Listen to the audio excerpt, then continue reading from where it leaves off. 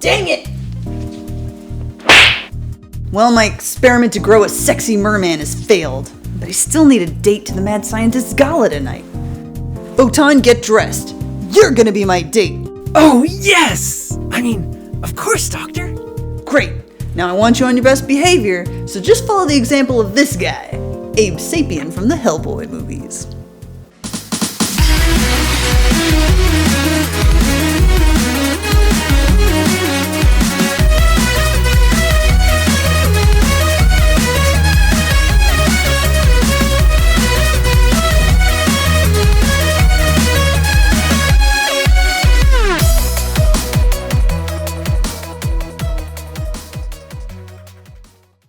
This'll be fun.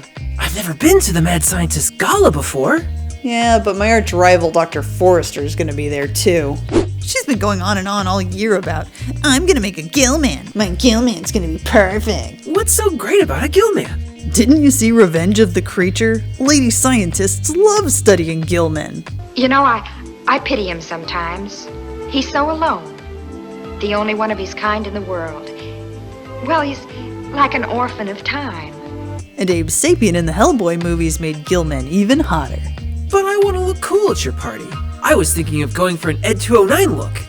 Put down your weapon. I am now authorized to use physical force. If you're trying to impress people, you can't do better than Abe. He is totally sexy. And I'm not the only one who thinks so. But how can I compete with the merman? I look nothing like him. There's way more to attractiveness than looks, Photon. When Abe Sapien's fans say he's cute and adorable, they're usually talking about his personality. His intelligence is pretty hot too. There's even a word for it, sapiosexual. Even though Abe's smart, he's humble about it. He doesn't lord his intelligence over other people to make them feel dumb. You have to be very, very, discreet. Thank you. Yes. You're welcome. Discreet. It's unconscionable. That means he didn't like it. What? He uses his intelligence to help people out. Sure beats the opposite, that jerk who has to point it out and make you feel dumb whenever you don't know something. What about this guy? Walking around with a toilet seat on his head. It's quite obvious. It's a breathing apparatus. Wait a minute. If that's a breathing apparatus, doesn't he need it? Yet, he's not wearing it for the second half of the movie. Huh, yeah. We see him swap out his usual goggles for contact lenses at one point. You look different. It's your eyes. I can see your eyes. Just trying a new look. But that doesn't really explain how he does without an aerator. Shouldn't he need water over his gills? Maybe he's low-key struggling for breath all the time. Abe is willing to suffer for fashion. I thought it wasn't about physical looks. It's not, really. Fans crush on Abe for his sweetness, innocence, and even the fact that he loves to read. He enjoys classical music and literature. He's cultured. But Doctor, all you read is comic books, and you never listen to classical music. Does that The point is, he's got his own interests, Photon. It's just like I said about Morticia and Gomez. It really helps a relationship if you have hobbies you share as friends. Just like we have the same taste in movies. Yep, you've already got a lot going for you, Photon. A lot of what makes a good date is also what makes a good friend, including being a good listener. When one of the agents of the BPRD needs a listening ear, they usually go to Abe. Hellboy goes to him for relationship advice. Abe even takes time out for unpopular coworkers like Manning. God, I hate you, Tuba. Just look at how long Abe just listens while Manning complains about his career, his reputation.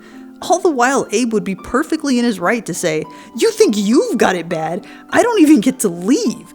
I'm locked in an underground bunker with no hope of a love life, and you're complaining to me about career opportunities?" Abe's got a much harder life than most people. We lead a charmed life. But in spite of all the negatives in his life, Abe is an optimist who can think of something nice to say about just about anyone. Even when Hellboy makes things difficult for the team, Abe vouches for him. He just wants the world outside to know what we do. He even stands up for people he doesn't know very well, like the mysterious Princess Nuala. I take it you're vouching for her, Agent Sapien. Most emphatically, yes, I am. He's low drama, speaks up for the people he cares about. That sounds like the kind of friend I'd want. But wouldn't you rather date someone cool and macho? I heard that being a nice guy puts you in the friend zone. Where do you get this stuff, Photon? Maybe some people prefer the bad boy type, but there are plenty more like me who are looking for someone sweet and sensitive. Literally sensitive in Abe's case. In the movie version, he has a psychic ability called psychometry. He can sense things about an object by touch and share thoughts with another person via skin-to-skin contact.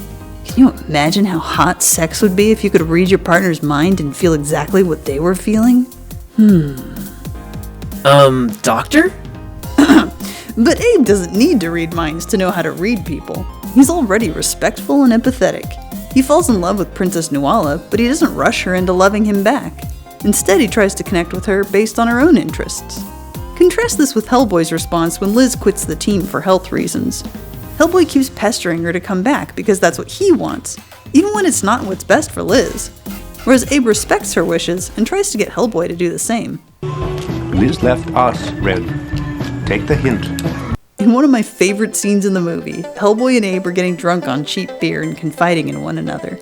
Hellboy talks about his relationship with Liz, and Abe admits he has a crush on the princess. She's alone in the world. I want to help her. I need to care for her. But they have very different attitudes on how far they're willing to go for their women. I would give my life for her. But she also wants me to do the dishes. I would die and do the dishes. Hellboy wants to make a few grand gestures and call it good enough. But Abe is willing to do the mundane as well as the monumental. What's sexy about that? Sexiness goes beyond just good looks. It's the traits you want in a long-term partner. Most people want someone who's more than just good in bed. They want someone they can share life with, including the everyday burdens like household chores. That doesn't sound very sexy. Don't believe me? Check this out. People magazine's Sexiest Man Alive in 2015 mentions that he vacuums. If this wasn't a trait of sexiness, they wouldn't put this on the cover. One commenter summed it up well. Abe is proof that nice guys don't always finish last. There's a lot of people who would actually date him if given the chance. Even Doug Jones, the actor who plays him, has a huge fan following. And I think it's because he has a genuine sweet personality like Abe's. Or maybe Abe is so popular because he has a personality like Doug's. Rumor has it that Abe Sapien might make an appearance in the Hellboy reboot, but if he does, he's not going to be played by Doug Jones. Doug's been busy acting in Guillermo del Toro's Shape of Water, playing a gill man who's unrelated to Abe Sapien, but bears a striking resemblance just the same. Whatever your fishy fancy, I think it's about time that sensitive men got their time in the spotlight. I would self-destruct for you and do the dishes. You charmer! Who needs a gill man when I've got a perfect robot like you? Oh, perfect! Upon further inspection, what do you think about sensitive male characters in movies? Super hot? Overrated? If you consider yourself a sensitive person, does it help in the romance department? Inquiring robot minds want to know. Well, Photon and I got a gala to attend, but there's lots more Mighty Mayhem coming up, so mash your flippers on those like and subscribe buttons, and we'll see you next time. Does it help in the romance department? Inquiring minds want to know. Nope, inquiring robot minds. Oh yeah, you're right. Does it help in the romance department? Sorry. Sorry. Photon, do I need to reboot you? I'm so sorry. Okay.